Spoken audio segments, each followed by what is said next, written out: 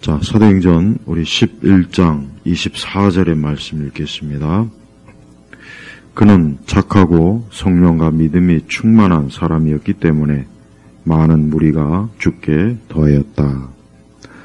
자, 사도행전 11장에 들어가면은 이제 베드로가 이제 그 고넬료의 집에 가서 이제 복음을 전하고 또 그 이후에 이제 그러한 소식이 예루살렘에 있는 형제들에게 이제 전해지고, 그 예루살렘에 있는 형제들이 베드로의 그러한 일에 대해서 비판과 또 책망을 하는 그러한 내용이 이제 11장 이제 서두에 나옵니다. 무엇보다도 고넬료는 이방인입니다. 그래서 사실은 유대인과 이방인은 이 접촉하는 것 자체가 사실 상당히 유대인으로서는 부정하다고 여기고, 또 될 수 있는 한 이방인들과는 함께 있지 않는 게 그게 유대인의 어떻게 보면 유대인으로서의 그 어떤 정결한 그런 삶입니다. 더군다나 유대인들은 이방인들과 함께 음식을 먹는 것은 그건 사실 상상도 할 수 없는 일입니다.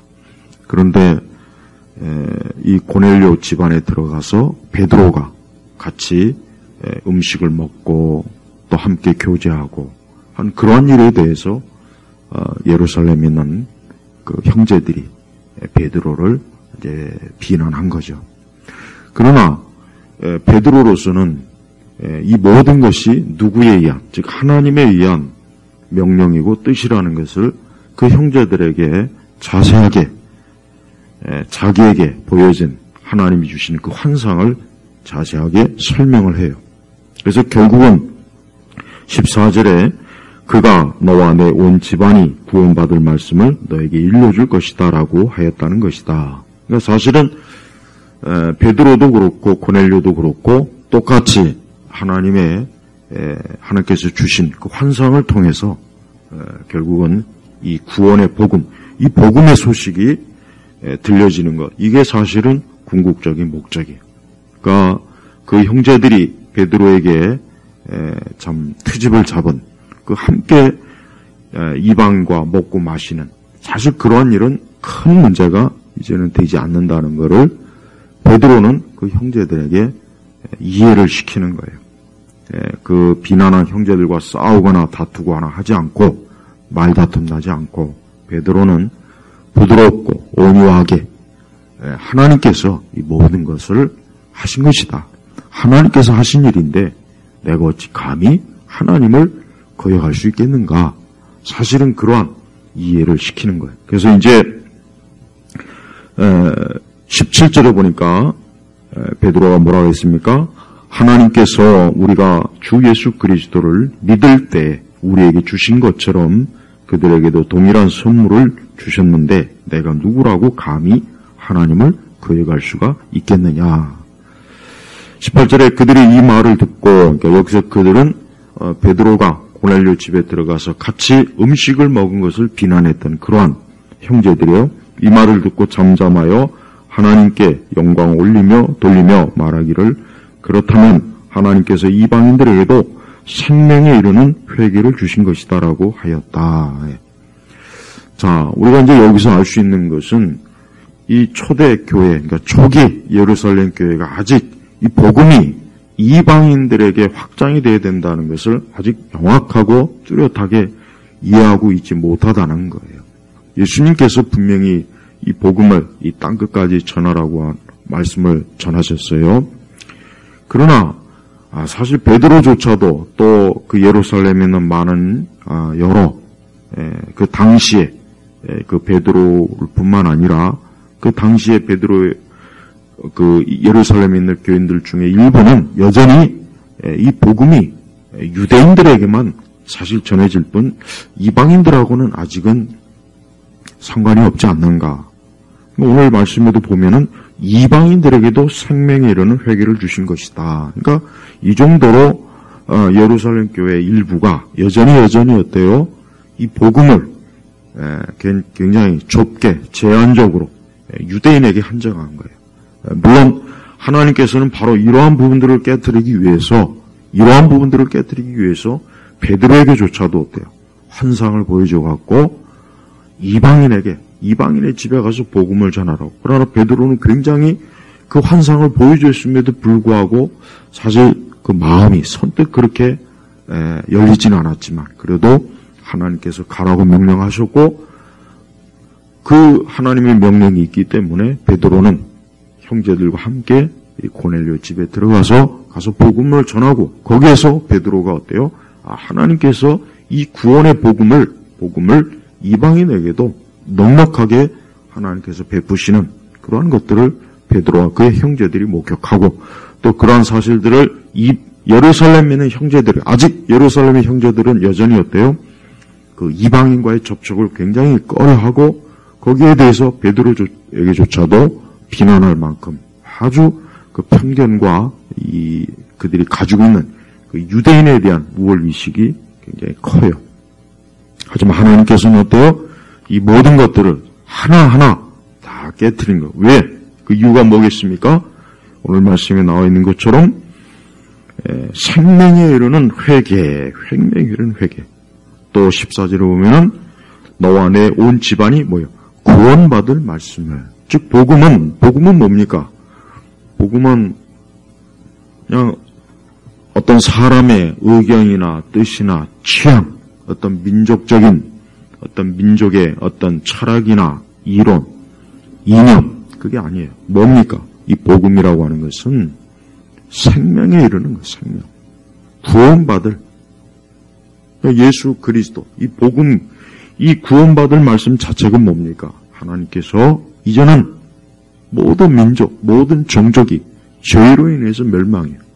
아담 이래로 하나님께로부터 죄로 인해서 저주받은 인생들이 이제는 파멸과 저주와 재앙을 받는 그 사람들이 이제는 예수님을 통해서 구원받고 저들이 어때요? 생명에 이르는 회개. 여기서 생명에 이르는 회개라는 말이 참 중요해요. 즉 예수님께로 이제는 돌이키는 거예요. 모든 우상, 귀신, 이방 종교 그런 것들로 돌이키고 이제는 예수님을 구주로, 그분을 주인으로, 그분을 구세주로, 그분을 하나님의 아들로 믿으며 이제는 그가 살아갈 때 그에게 어때요?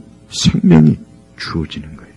그러니까 베드로는 바로 하나님께서 이와 같은 것들을 이제는 이방인들에게도 그가 로마인이든 헬라인이든 우리 시대로 얘기하면 그가 중국 사람이든 일본 사람이든 유럽 사람이든 아프리카 사람이든 누구를 막론하고 이 복음을 전해야 되는 게 이게 하나님께서 교회에 주신 이 사명이에요. 사명. 그러니까 이러한 일들을 잘 감당했을 때 교회가 돼요. 하나님이 기뻐하시는 뜻을 따라 순종하는 거예요.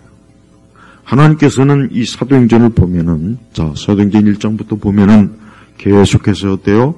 이 복음이 확장되는 것을 하나님이 기뻐하시는 걸 알 수 있어요. 그래서 모든 그 민족, 종족의 말대로 어때요? 하나님의 말씀이 들려지고 그 하나님 말씀이 또 선포되는 그런 놀라운 역사가 이루어지지 않습니까? 그게 뭘 얘기하겠습니까? 복음의 확장의 복음. 그래서 사도행전을 통해서 복음이 계속해서 어때요? 계속 이제는 예루살렘은 머무는 게 아니에요. 사실 예루살렘의 핍박도 하나님의 선하신 뜻을 이루기 위한 하나님의 섭리예요. 왜? 예루살렘 안에 갇혀서 그 안에서 자기들끼리만 박수치고 찬송 부르고 복음을 전하고 가르치고 듣는 그게 아니라 뭐예요?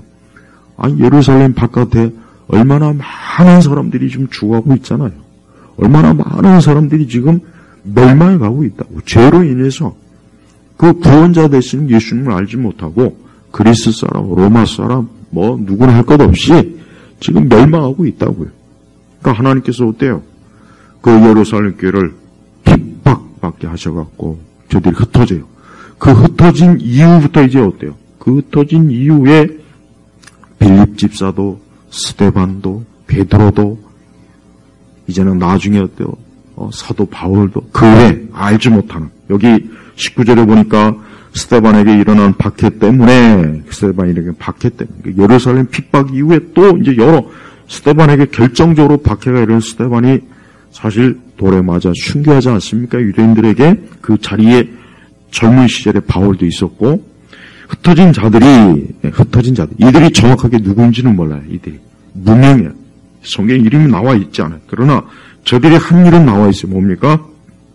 페니키아와 기프로스, 안디옥까지 두루 다니며 유대인들에게만 말씀을 전하였다. 유대인들에게만. 자, 봐요. 그러니까 얼마나 아니 이 키프로스, 페니키아, 안디옥에는 이방인들이 엄청나게 많대요. 엄청나게. 그런데 유대인들에게만 말씀을 전하였다. 근데 20절에 그들 중에 키프로스와 구레네 사람들이 있었으니 그들이 안디옥에 와서 헬라인들에게도 말하여 주 예수님의 복음을 전하였다. 네. 자, 그러니까 이 복음이라고 하는 것은 만약에 하나님께서 간섭하지 않았으면 계속해서 유대인들에게만 버젓이 옆에 이방인들이 죄로 인해서 멸망하고 저주받고 지옥에 가는데도 불구하고 유대인들에게만, 그러니까 하나님께서는 그걸 그냥 내버려 두지 않는 거예요. 그래서 이 베드로부터 예수님의 가장 첫 번째 제자요, 사실 예루살렘 교회의 지도자인 이 베드로에게부터 그렇게 하지 말아라. 이제는 이 복음이 모든 사람에게 복음이 전해진다 이거예요. 사실은 우리 시대 교회도 물론 이 복음이라고 하는 게 이제 기독교 역사 속에서 계속해서 확장되어 나가긴 했어요. 그러나 사실은 이 복음은 여전히 어때요? 여전히 주님의 말씀대로 땅끝까지 계속해서 복음이 들어가야 돼요. 저 북한에도 복음이 들어가야 되고, 그러니까 예수 그리스도를 믿는 한 사람 한 사람은 자기가 어디에 있던, 자기가 유럽에 있던, 아프리카에 있던, 아시아에 있던, 중국에 있던, 동남아시아에 있던, 미국에 있던, 남미에 있던, 남극이나 북극에 있던, 사실 어디에 있던 그 사람은 그곳에 있는 여전히 아직도 예수님을 믿지 않는 사람에게 예수 그리스도를 믿으라고, 예수 그리스도가 구원자예요. 생명의 주인이시오. 그분이 우리를 죄와 사망에서 건지실 분이라는 것을 전해야 될 책임과 의무가 사실 있는 거예요. 그러니까 하나님께서 기뻐하시는 거예요.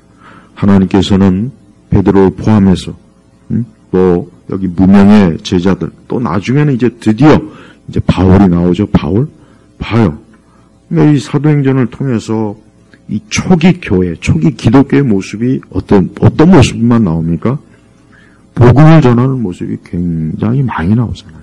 이게 사실 주 내용이에요. 그러니까 성령 하나님께서 이제 예수님께서 승천하시고 이제 성령께서 예수 그리스도의 그 영이신, 그리스도의 영이신 성령께서 어때요? 예수님을 증거하는 그 일을 교회가 감당할 수 있도록 계속해서 이끄는 거예요. 그래서 사도들을 통해서 그의 여러 제자들 또 성도들을 통해서 어때요? 복음이 들려지는 거예요. 지금도 예수 그리스도를 믿어야 할 사람들이 우리 주변에는 우리의 가족들 포함, 우리의 친인척들을 포함, 우리의 직장 동료를 포함, 저 길거리에 나가서 알지 못하는 수많은 사람들이 사실은 이 예수 그리스도, 여기 보면은 구원받은 말씀, 또 생명에 이르는 회개, 이 귀한, 이 하나님의 이 은혜, 여기서도 보면은 뭐라 했습니까? 17절에 선물, 은사 하나님 거저주신, 돈을 받고 예수님 파는 게 아니죠. 돈을 받고 예수님을 팔아서 막 하나님 앞에 나오라 막 그게 아니라 거저.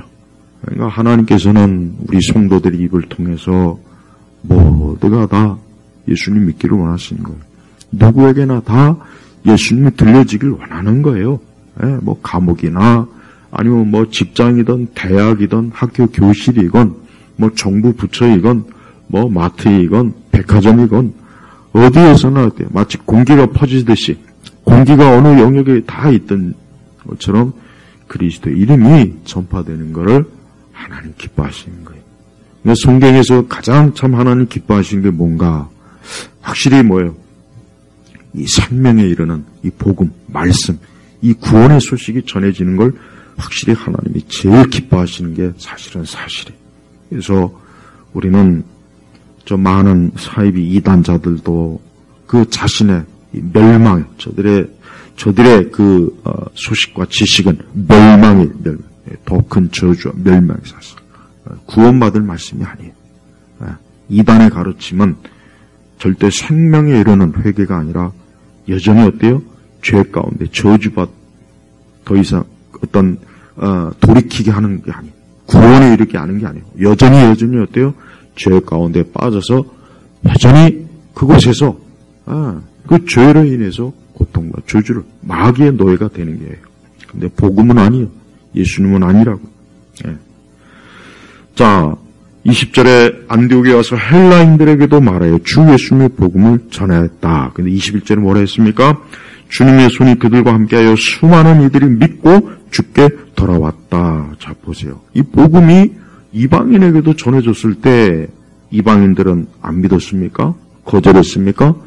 예수님은 뭐 유대인이고 이스라엘 사람이니까 우리는 믿지 않아도 돼. 이랬습니까? 그게 아니죠. 주님의 손이 그들과 함께하여 이 복음을 전하는 자들과 함께했어요. 수많은 이들이 믿고 주께로 돌아왔다. 믿고 주께로 돌아왔다. 그러니까 이 복음이라고 하는 게 엄청난 하나님의 역사와 능력이 되는 거예요. 우리는 사실 우리 세상을 보세요. 세상을 보면은 많은 사람들이 헛된 소식에 귀를 기울이잖아요. 여러분 솔직히 신문을 보나 방송을 보나 유튜브에 유튜브에 보면 엄청난 많은 강연, 상식, 지식, 엄청나게 많잖아요. 많죠. 아마 우리 그리스도인들도 그걸 많이 즐겨 듣고 볼 거예요. 근데 그것이 사람에게 생명을 줍니까? 아니죠. 그러니까 어떻게 보면은 지금 이 땅에 있는 수많은 사람들은 진짜 자기를 살리고 현세와 내세에서 영원한 생명, 구원, 그 멸망으로부터 건질받을 예수님에 대한 것보다는 그냥 이 땅에서의 어떤 지식이나 상식이나 철학이나 수많은 성공의 얘기, 처세술, 수많은 것들을 하루 종일 그거 듣고 보고 그러겠죠. 안타깝지만 그런다 해도 그것이 저들에게 잠깐의 유익이 되고 이익이 되고 뭔가 새로운 것이 될지라도 근데 궁극적으로 구원받지는 못하는 거예요. 철학서적을 아무리 파고 아무리 지식을 많이 쌓고 아무리 이 땅에는 정치 지식 이념, 이데올로기 같은 말이지만 또 아무리 어떤 상식 또 아무리 이 땅에 있는 수많은 성공 철학 많은 것들을 들으면 뭐 하겠습니까? 그것이 내 영혼을 구원해 주진 못해요. 그것이 나를 영원한 사망에서 건지지 못해요. 그것이 나를 내 죄 때문에 지옥에서 나를 건져주지는 못해요. 그것이 나를 하나님의 진노와 형벌에서 건지지는 못해요. 근데 사람들은 그런 걸 듣고 즐겨 듣고 거기에 푹 빠져 있죠. 그러나 궁극적으로 여러분 병원에 가면은 우리가 병원에 가서 약 처방을 받죠. 그 약 처방을 받는 이유가 뭐겠습니까? 내 병을 낫기 위해서요. 근데 병원에 가가지고 약 처방을 안 받고 가서 빵과 과일을 얻어오고 책을 선물 받고 옷을 받고 그럼 무슨 소용이 있습니까? 아니 자기 병이 나으려면은 약을 처방받아야죠. 약을 처방받아야 되잖아요. 그러니까 인류가 이 땅에 있는 사람들이 보면 인생을 보면 그래요. 자기의 그 죽음과 사망에서 건져낼 예수 그리스도를 듣고 믿고 그분을 따를 생각은 안 하고 전혀 자기에게 그런 것들에서 건짐을 받지 못할 그냥 이 땅의 문화, 문명, 지식, 기술 이 세상의 것들만 잔뜩 얻어오고 있는 거예요. 우리가 왜 예수님을 믿어야 됩니까? 오늘 명확하게 나와 있어요. 주님은 고넬료에게도 그랬습니다. 13절에 고넬료에게도 어떻게 말씀했습니까? 천사를 통해서 13절에 나와 있죠.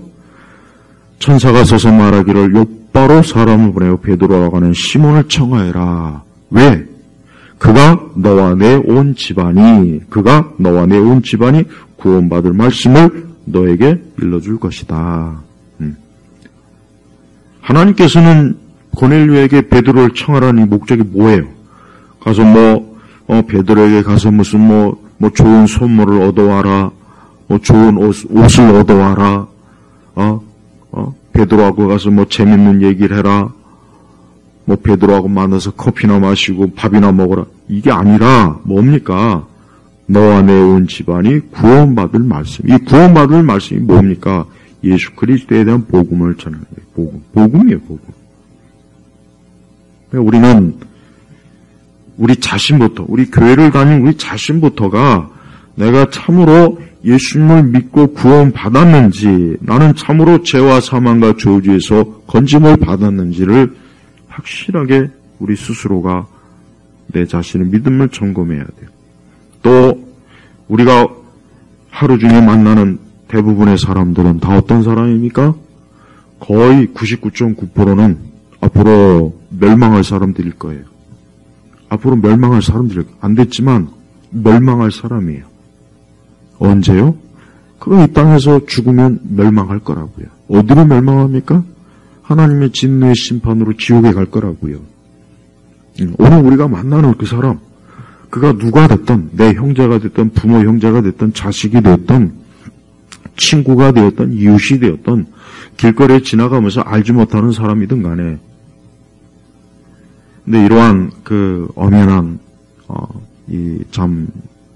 인간의 궁극적인 운명을 앞두고도 지금 이 땅을 보세요. 그런 거 신경 씁니까?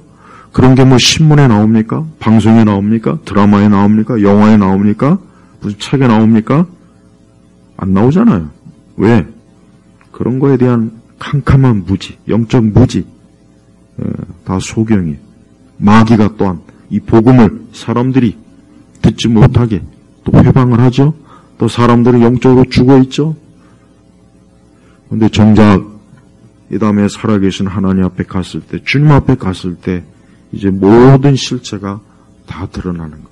그러니까 하나님께서는 베드로를 통해서 이 고넬료에게 또 이제 곧 모든 하여튼 제자들을 통해서, 성도들을 통해서 계속 복음이 전하도록 한 거예요. 자, 그들에 대한 이제 소식, 이제 예루살렘 교회가 이제 조금씩 각성하게, 어떤 각성하게 되냐.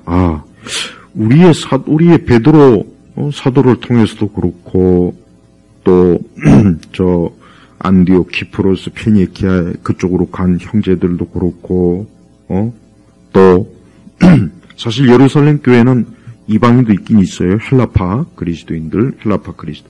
하여튼 여러 경로로 이 복음이 이제는 우리만이 아니라 이제는 이방인에게도 이제 들어가는구나. 이방인들도 예수님을 믿고 구원받는구나 하는 것을 이제는 참 깊이 각성을 하게 돼요. 그래서 그 안디옥으로 누구를 파송하냐? 바나바는 굉장히 참 귀한 사람이에요. 이 바나바는 사실 성경에 그렇게 신약 성경에 많이 나오지 않지만 이 바나바는 바울 사도를 청구한 사람이에요. 사실 바울이 아직 그때까지 이제 아라비아에 이제 3년 있었고, 그러나 바울은 아직 여전히 어때요?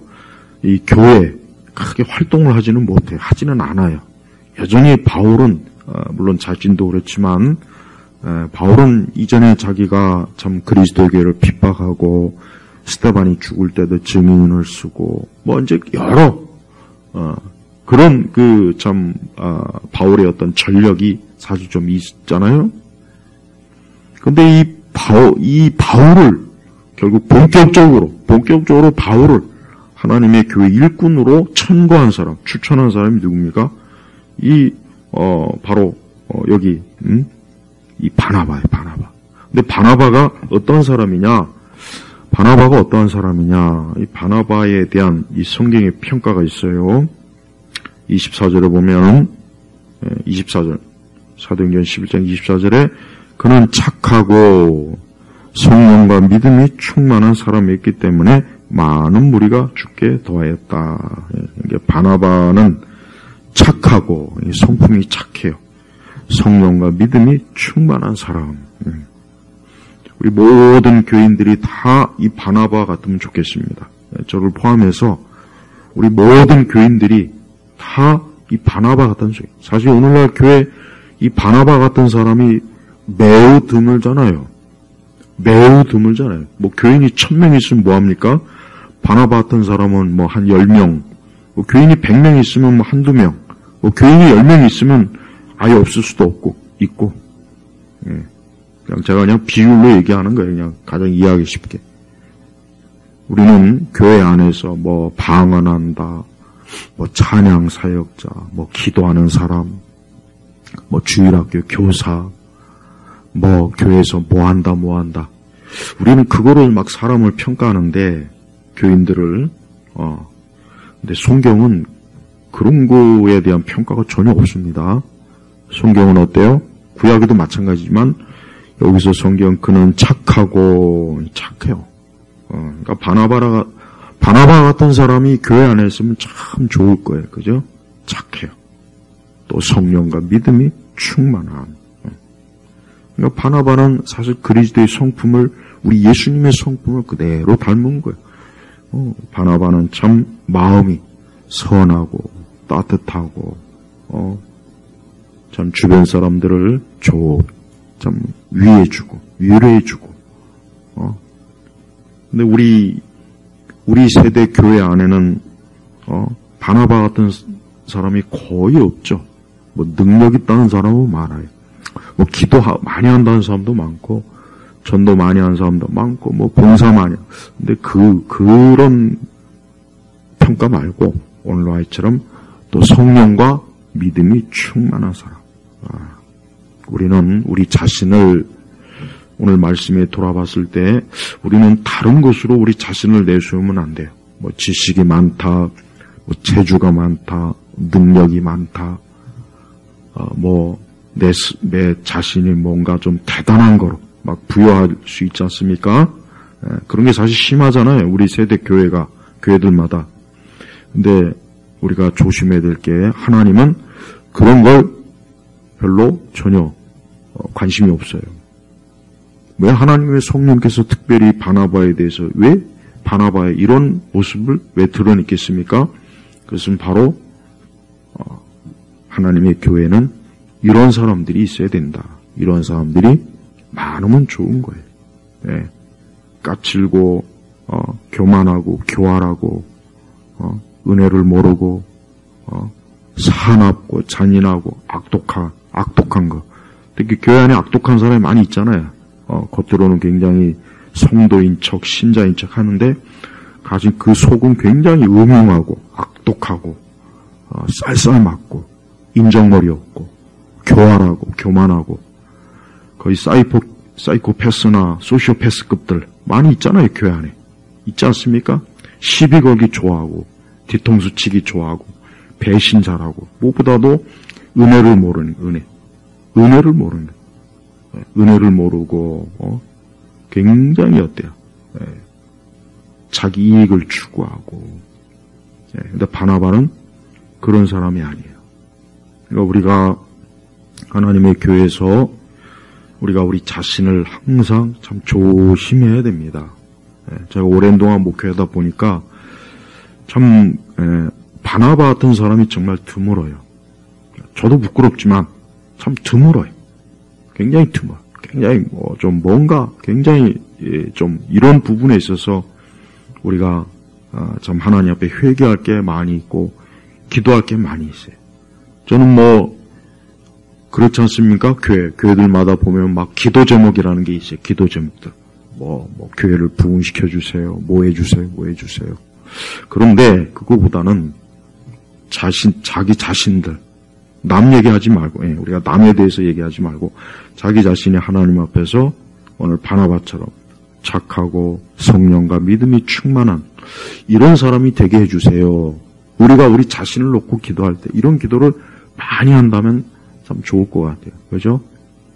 막 은사를 사모하고 막 능력을 사모하고 능력과 은사를 사모하는 그런 기도보다는 이와 같은 기도가 훨씬 낫지 않겠습니까? 그리고 바나바는 굉장히 겸손한 사람이에요. 겸손. 우리는 겸손해야 돼요. 겸손한 사람의 특징이 뭐냐? 겸손한 사람은 굉장히 어때요? 겸손한 사람은 자기 자신을 드러내질 않으려고요. 겸손한 사람은 잠잠하기 좋아해요. 자기를 드러내질 않아요. 또 자기 자신을 과시하거나 또 자기를 대단한 척하거나 또 겸손한 사람의 특징이 뭡니까? 그 성격이 괴팍하지가 않아요. 공연히 까칠하고 괴팍하고 따지기 좋아하고 특히 따지기 좋아하는 사람들 그거 교만한 거예요. 교만한 거. 따지기 좋아하는 거 그거 굉장히 교만한 겁니다. 그걸 알아야 돼요. 네. 이 바나바는 어때요? 바울을 여기 보니까 25절에 그가 바울을 찾으러 다소로 가서 여기 찾으러라고 하는 이 성경 원어의 의미가 뭐냐면 이잡듯이 쥐잡듯이 그냥 막 어디에 있는지 몰라서 막 그냥 사방천지를 헤매는 것. 헬라어 단어 의미가 딱 그겁니다. 그러니까 사실 안디옥으로 파송을 받은 사람은 바나바예요. 그러니까 사실 바나바가 이 안디옥에 이제 교회가 세워지고 거기에 이제 어떻게 보면은 책임을 지는 자기가 이제 그 교회를 주도해서 하는데 그런데 그가 갑자기 어때요? 사울을 막 찾는 거야. 도대체 사울이 어딨느냐? 막 마치 지명수배하듯이 사울을 빨리 찾아라. 사울을 막 가지고 그를 만나 안디옥으로 데리고 와서 그들이 1년 동안 교회에 함께 모여서 많은 무리를 가르쳤으며 제자들이 안디옥에서 처음으로 그리스도인이라고 불렸다. 제가 왜 이 바나바를 겸손한 사람이라 하냐면 사실 자기 혼자 안디옥에서 가르치고 막 그 교회를 그냥 막 그런데 이 바나바는 이 사울이 굉장히 가르칠 수 있는 능력과 또 하나님께 부름받은 자로서 그의 사명과 소명을 잘 알고 있었기 때문에 사울과 함께 같이 함께 교회를 섬기는 거예요. 함께 교회를 섬기는 게 쉬운 것 같습니까? 절대 어려워요. 절대 안 됩니다. 거의 안 됩니다. 뭐 함께 한다? 다 보면은 시간 지나면 이게 다 흩어져요. 깨져요. 서로 시기 질투하고 뭐 내가 더 잘났네, 네가 더 못났네.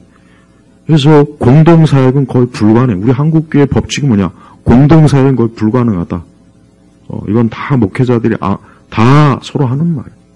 근데 보세요. 바나바는 이 바울을 데리고 와서 같이 그 안디옥에서 함께 대부분이 그 안디옥 교회 출신들은 거의 다 이방인들입니다. 거의 다.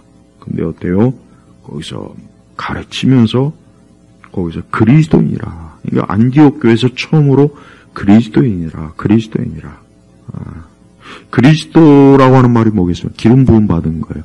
사실 헬라나 이방 사람들한테는 뭐 그리스도니 메시아니 이게 잘 와닿질 않아요.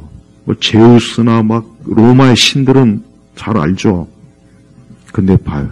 드디어 저 이방인들이 예수님에 대한 가르침을 바울과 바나바로부터 잘 가르침을 받았어요. 예. 그러니까 이 바나바도 그렇고 여기 우리 사울, 아직은 사울이지만 그냥 바울이라고 칭해도 돼요. 굉장히 뛰어난 성경 교사들이었던 거예요. 그래서 이 안디옥 교회가 사실은 이제 나중에 이제 안디옥 교회가 사실은 그 이후에 이제 이방인을 전도하고 선교하는 일에 아주 중심적 그 위치를 차지하는 사실은 교회가 사실은 됩니다.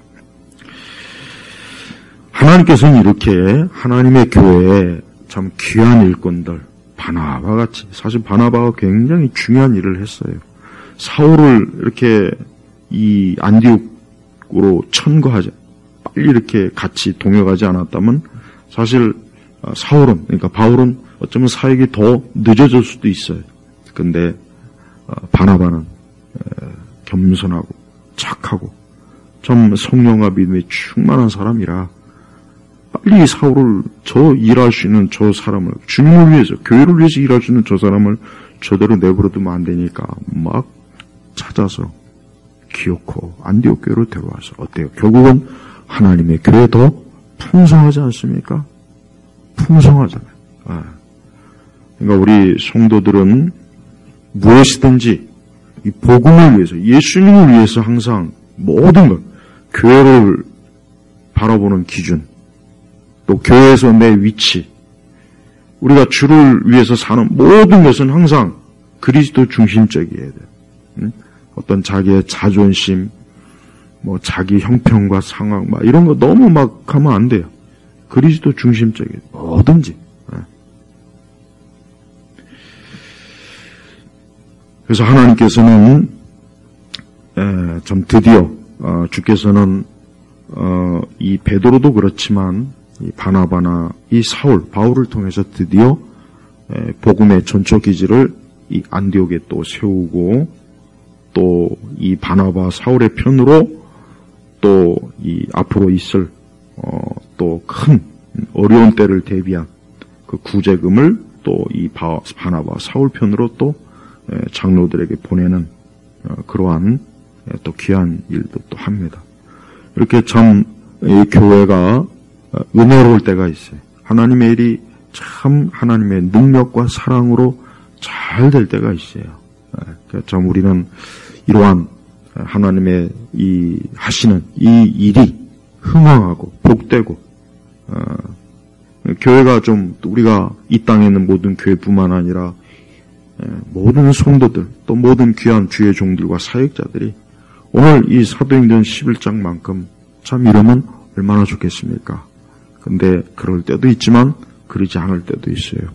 무엇보다도 우리 온 성도들은 참 하나님의 복음을 귀하게 여겨야 돼요. 그래서 복음을 귀하다 여겨야 돼요.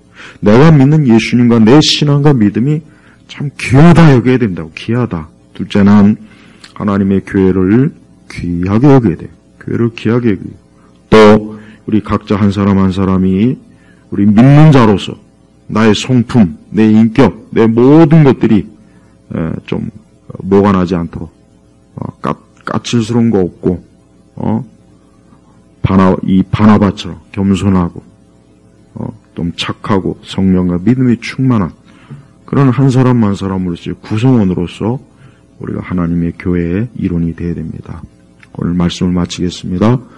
우리는 그리스도, 결국 우리 주 예수 그리스도 그분을 바라보면서 오늘도 그분을 향하여서 이 믿음의 소망을 가지고 우리 자신뿐만 아니라 우리 교회가 나아가기를 주의 이름으로 힘써야 됩니다. 하나님 아버지 감사합니다. 오늘도 주님의 귀한 말씀의 이 거룩한 진리를 우리 모두에게 우리 심령에 깊이 각인시켜 주시고 우리로 하여금 하나님의 항상 이 말씀의 뜻에 참 열매를 맺는 귀한 주의 자녀들이 되게 하시옵소서. 감사하며 우리 주 예수 그리스도의 이름으로 기도 올렸습니다. 아멘.